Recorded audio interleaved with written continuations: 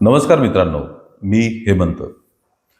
मित्रांनो, आजची आपली घटना जी आहे ती महाराष्ट्रातीलच आहे, पण अत्यंत वेदनादायक आणि अत्यंत दुर्दैवी अशी आहे. एक पती आपल्या पत्नीचा लोखंडी रॉडने मारून मारून आपल्या 3 वर्षाच्या मुलासमोर खून करतो. इतकं मारतो की त्या महिलेचा चेहरा विद्रूप होऊन जातो. तिच्या मानेमागचं हाड मोडतं आणि अत्यंत वेदनेत तिचा मृत्यू होतो. आणि हे सगळं त्यांचा 3 वर्षांचा मुलगा आपल्या डोळ्यांनी बघत असतो. अत्यंत दुर्दैवी घटना आहे मित्रांनो. पण काय आहे ही घटना?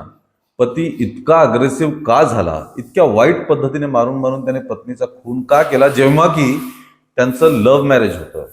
असं काय घडलं त्यांच्या आयुष्यात, हे सर्व आपण या व्हिडिओतनं बघणार आहोत. त्या अगोदर आमच्या चॅनलला सबस्क्राईब जरूर करा. मित्रांनो, ही घटना आहे सांगलीतील विट्यामधली. विट्यामध्ये राहणारी श्रद्धा आणि अविनाश या दोघांची ही कथा आहे. श्रद्धा विट्यात आपली मावशी दीपाली साठे हिच्याकडे लहानपणापासूनच राहत होती. श्रद्धा तशी मुंबईतली, पण शिक्षणासाठी म्हणून ती पहिल्यापासूनच तिच्या मावशीकडे राहायला होती. तिथेच शिकली, शालेय शिक्षण तिथेच झालं आणि 10वी पास झाल्यानंतर तिचा संपर्क अविनाश लोटगे नावाच्या माणसाशी आला. मी माणूस यासाठी म्हणतोय कारण अविनाश हा श्रद्धापेक्षा 7 वर्षांनी मोठा होता. दोघांमध्ये मैत्री झाली, गप्पा टप्पा रंगत होत्या आणि नंतर त्याचं रूपांतर प्रेमात झालं. आता पहिली गोष्ट, वयात एवढा मोठा फरक आणि दोघंही वेगवेगळ्या जाती धर्माचे, त्यामुळे घरचे लग्नाला परवानगी देतील असं शक्यच नव्हतं. त्यामुळे दोघांनीही पळून जाऊन लग्न करण्याचा निर्णय घेतला आणि ते गेले सुद्धा. पण श्रद्धा त्यावेळी अल्पवयीन होती, त्यामुळे त्यांनी रजिस्टर मॅरेज वगैरे करणं शक्य नव्हतं. मग त्यांनी एका मंदिरात लग्न केलं आणि मंदिरात लग्न करून मग परत विट्यात येऊन ते राहायला लागले, एक भाड्याची खोली घेऊन. सुरुवातीला अतिशय चांगलं चालू होतं. अविनाश हा एका गॅस एजन्सीमध्ये डिलिव्हरीसाठी काम करत होता. त्याचप्रमाणे श्रद्धा सुद्धा घरकाम करत होती. त्यामुळे गरिबीत का असेना, पण दोघांचा सुखाचा संसार सुरू होता.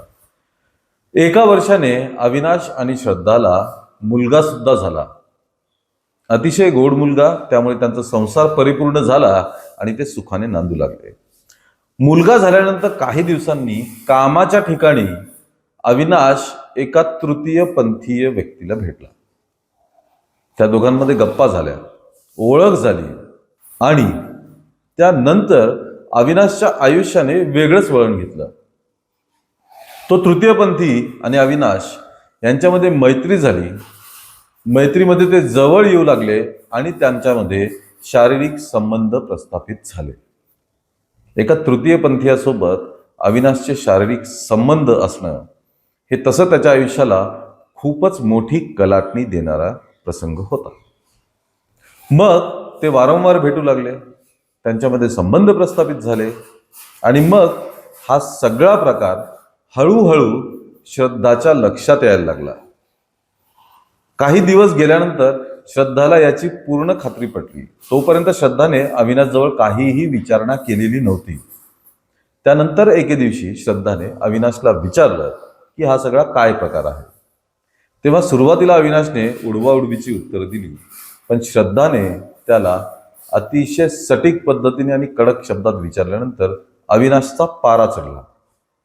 अविनाशचा पारा चढल्यानंतर त्या दोघांमध्ये भांडणं झाले, जोरजोरात आरडाओरडा झाला आणि नंतर घरात तणावाची स्थिती निर्माण होऊ लागली. लग्नाला 4 वर्ष झाली होती आणि अविनाश आणि श्रद्धा यांचा 3 वर्षाचा मुलगा होता. तरीही हा मुद्दा त्यांच्या आयुष्यात कायम चालू होता. श्रद्धा अविनाशला वारंवार समजावत होती की यातनं बाहेर निघ, या नादी लागू नकोस. हे सगळं चालू होतं, पण अविनाश त्या तृतीय पंथीयाशी असलेले संबंध संपवू शकत नव्हता. त्यानंतर अष्टमीची यात्रा आली. अविनाश आणि श्रद्धाच्या मुलीने आपल्याला यात्रेत जायचं म्हणून हट्ट धरला. मग अविनाश आणि श्रद्धा मुलीला घेऊन यात्रेसाठी गेले. यात्रेत फिरले, चांगले क्षण घालवले आणि नंतर रात्री यात्रेवरनं परत आले. अविनाशची मुलगी झोपली. त्यानंतर अविनाश आणि श्रद्धा गप्पा मारत बसले. गप्पा मारता मारता त्या तृतीयपंथी याचा परत विषय निघाला आणि श्रद्धा अविनाशला समजावू लागली की या नादातनं बाहेर पड, हे सगळं संपव वगैरे वगैरे. दोघांमध्ये वादावादी झाली. रात्री 1 नंतर हे भांडण अजून कडाक्याचं झालं. शिवीगाळ होऊ लागली आणि शेवटी अविनाशने श्रद्धाला मारण्यास सुरुवात केली. मारण्यास सुरुवात केल्यानंतर आधी त्यांनी लाथाबुक्क्यांनी मारलं, पण आपलं झोपलेलं लेकरू उठेल म्हणून श्रद्धाने मार सहन केला, पण आरडाओरडा केला नाही. असं समजतंय की ती अक्षरशः तोंड आपल्या हाताने दाबून तो मार सहन करत होती. त्यानंतर अविनाशचा पारा अजून चढला आणि घरातील एक लोखंडी रॉड त्याने उचलला आणि त्या रॉडने श्रद्धाला मारहाण करण्यास सुरुवात केली. ही मारहाण इतकी भीषण होती मित्रांनो की श्रद्धाचं रक्त अख्ख्या खोलीत पसरलं होतं. अविनाशने तिच्या पाठीवर, पोटावर, हातापायांवरती बसेल तिथे रॉडने मारहाण केली. ही मारहाण केल्यानंतर काही वेळाने त्याने श्रद्धाच्या चेहऱ्यावरती या रॉडने फटके मारण्यास सुरुवात केली. चेहऱ्यावर श्रद्धाच्या प्रचंड जखमा झाल्या. तिच्या डोक्यावर त्याने रॉड मारला आणि एक फटका तिच्या मानेच्या वरच्या बाजूला बसला आणि श्रद्धा शांत झाली. मित्रांनो, असं समजते की या मारहाणीने श्रद्धाचा चेहरा अक्षरशः विद्रूप झाला होता. जेव्हा त्याने रॉडने मारहाण केली तेव्हा त्यांच्या मुलाला जाग आली. तो मुलगा घरातल्याच खोलीतल्या एका कोपऱ्यात जाऊन बसला आणि अत्यंत घाबरून आणि भेदरून स्वतःच्या डोळ्याने हा सगळा प्रकार त्याने पाहिला. या घटनेतली एकतर श्रद्धाला झालेली मारहाण, तिचा मृत्यू आणि हे सगळं त्या लहान मुलाच्या डोळ्यासमोर होतंय, हेच सगळ्यात दुर्दैवी प्रकार होता. अतिशय दुर्दैवी प्रकार होता. कारण ते मूल आता जे त्यांनी पाहिले डोळ्यांनी, ते चित्र तो आयुष्यात कधीही विसरू शकणार नाही. श्रद्धाला तो एक फटका बसला आणि ती शांत झाली. त्यानंतर अविनाशच्या लक्षात आलं की आता श्रद्धा मृत्यू पावलेली आहे. मग त्याने शांतपणे विचार करायला सुरुवात होती की आता काय करायचं. थोड्या वेळाने तो मुलाला घेऊन घराच्या बाहेर निघाला. दाराला बाहेरून कडी लावली आणि सरळ मुलाला उचलून गावातीलच राहुल कोरडे नावाच्या आपल्या एका मित्राकडे गेला. त्याने मित्राचं दार वाजवलं. ही पहाटे 4 वाजताची गोष्ट आहे. आणि मित्राला सांगितलं की श्रद्धा मला न सांगता रात्रीच कुठेतरी निघून गेलेली आहे, मला तिला शोधायला जायचंय, त्यामुळे मी परत येईपर्यंत या मुलाला सांभाळ. कारण मुलाला घेऊन तो कुठं जाऊ शकत नव्हता आणि मुलाला घरी सोडूनही कुठंच जाऊ शकत नव्हता. त्यामुळे त्याने राहुल कोरडेकडे आपल्या मुलाला सोपवलं आणि तिथनं पळ काढला. 1-2 तासानंतर राहुलने त्याला फोन केला. त्याने फोन उचलला नाही. अविनाशने फोन उचलला नाही. मग त्याला संशय यायला लागला. त्यांनी सरळ मुलाला उचललं आणि अविनाशच्या घरी गेला. घराला बाहेरून कडी होती पण खिडकी उघडी होती. राहुलने खिडकीतून डोकावलं आणि त्याला रक्ताच्या थारोळ्यात पडलेली श्रद्धा दिसली. त्याने तातडीने घरमालकाला फोन केला. घरमालक तिथे आला आणि घरमालकाने आणि राहुलने मिळून पोलिसांना फोन केला. पोलीस घटनास्थळी आले, घटनेचा पंचनामा केला आणि श्रद्धाचा मृतदेह पोस्टमॉर्टमसाठी पाठवून दिला. हे सगळं श्रद्धाच्या मावशीला कळलं. मावशीने तक्रार दाखल केली आणि अविनाशवरती शेवटी गुन्हा दाखल झालेला आहे. सध्या अविनाश फरार आहे आणि पोलीस त्याचा शोध घेत आहेत. मित्रांनो, ही घटना घडली. या घटनेच्या दुसऱ्या दिवशी म्हणजे श्रद्धाचा मृत्यू झाला, तक्रार दाखल झाली, पोलिसांनी तपास सुरू केला.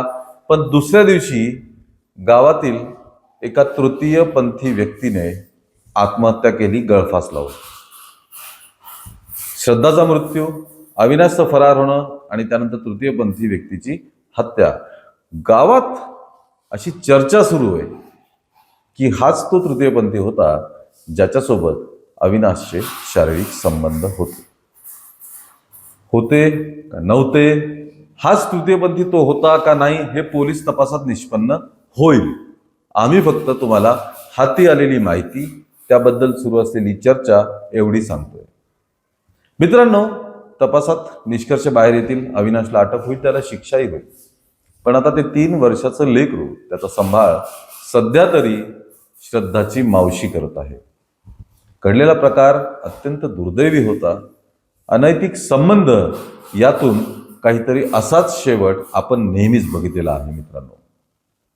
मित्रांनो, या पूर्ण घटनेबद्दल आपलं काय मत आहे हे आम्हाला कमेंटमध्ये नक्की कळवा.